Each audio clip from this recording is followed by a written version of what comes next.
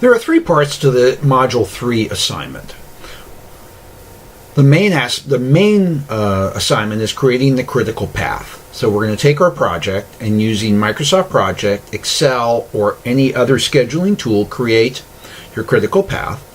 Identify and document a change that leads to either fast tracking or crashing within the project, and then analysis of that impact. So when we talk about fast tracking or crashing, what that means is when we create our project schedule and we come up with an end date, by crashing or fast tracking, we are moving that date in earlier. So we are taking steps to deliver the project earlier. So let's take a look at, we'll start by looking at my detailed WS or WBS from the last assignment. Now remember, I showed a lot more information in it than we really needed. When we're creating a WBS, all we really need is our work list. Let's take a look at our work list a little bit. This is the work list for my project. And notice that in my work list, I've done a couple of things. I've laid out detailed tasks over and above what was in my project proposal. Go back and review my project proposal. I put a planning phase in, and under planning I do a couple of things to get our project kicked off. I have a staffing sub-activity, a project team sub-activity. I then go into design, a build-out phase with sub-activities, a training phase, a limited first run, etc., etc. Now, getting to the critical path means that we have to know, let's redefine critical path again. The critical path are those tasks through the project that lead to the end date. Any task that falls late, negatively impacting the end date, is on the critical path. To be able to define the critical path, we must know the work effort and the duration. And the key aspect here is the precedence. The precedence defines the sequencing of tasks.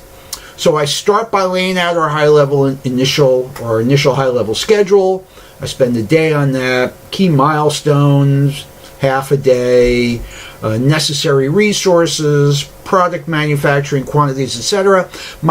All sequential tasks. I complete task 2. I'm able to start task 3. I finish task 3, I start task 4. And I just go down sequentially in a manner, one task following another. Look over here, scheduling review with resource managers. I put a lag in because my experience is scheduling a review with other people can take a couple of days. In your environment, it could happen in an hour, it could happen in a month. I'm just planning for an extra week. I do it again over here, figuring it'll take another week for resources to be assigned. Once project or task 13 is completed, I can then start 15. I can schedule the project kickoff. Again, once the resources are assigned, I lag an additional 2 days. This is just kind of common sense stuff based upon how environments work. People aren't ready to just drop everything and come to work on your project. For each of the items in my WBS, then I estimate work, I estimate duration, and the predecessor, as a result, I'm able to get to an end date. So my calculated or estimated end date, planned end date, is March 14th. Now, because I'm using Microsoft Project here, it's a very handy tool in that it shows me my critical path. Everything in red is the critical path. So it's real easy to calculate critical path because Microsoft Project does that for us. I know some of you don't have Project. You're using Excel. So I did the same thing in Excel. Here's my Excel version of the critical path.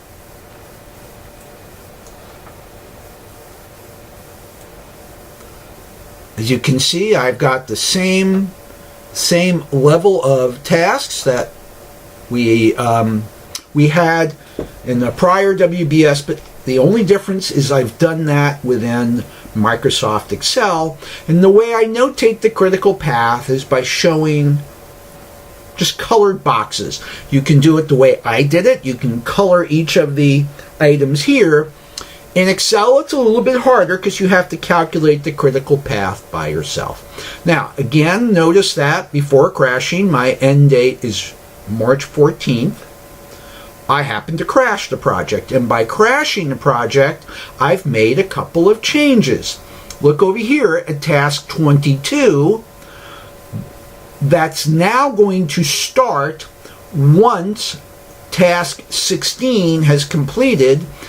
In my prior schedule, task 22 is based upon completion of more tasks.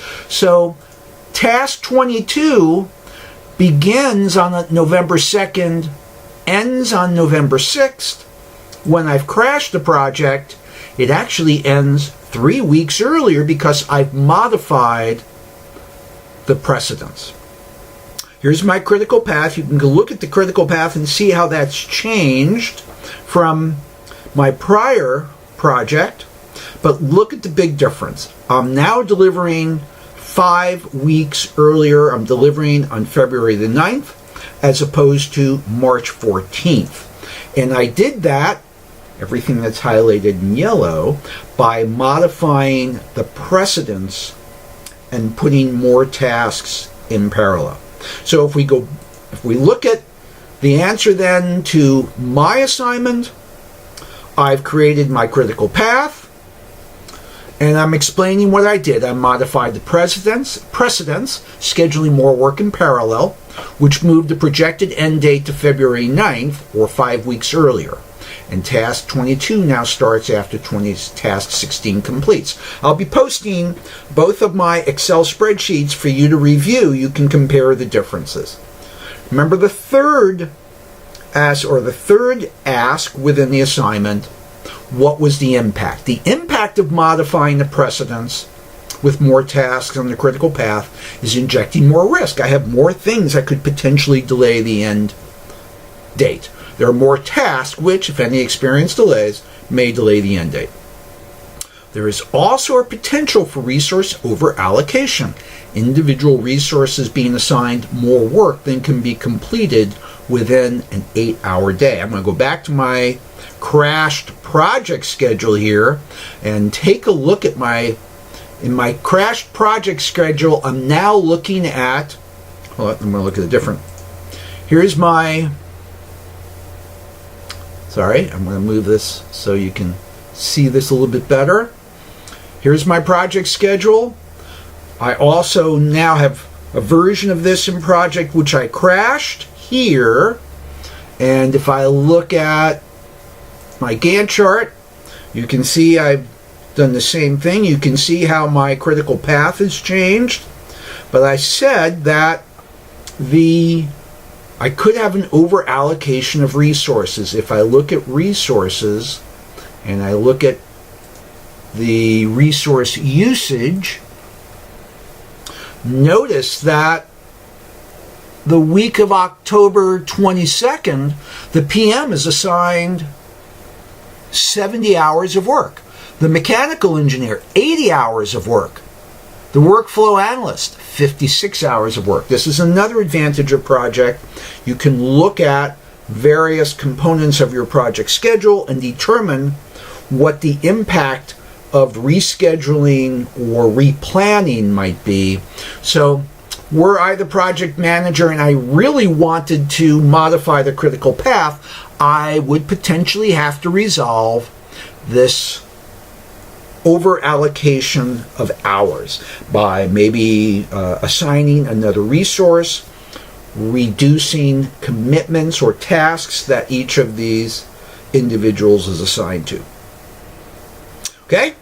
I hope that helps you, and I'll be posting the 2 Excel spreadsheets as samples for you to look at, so you can look at the crashed, the uncrashed version, and then the crashed version and compare.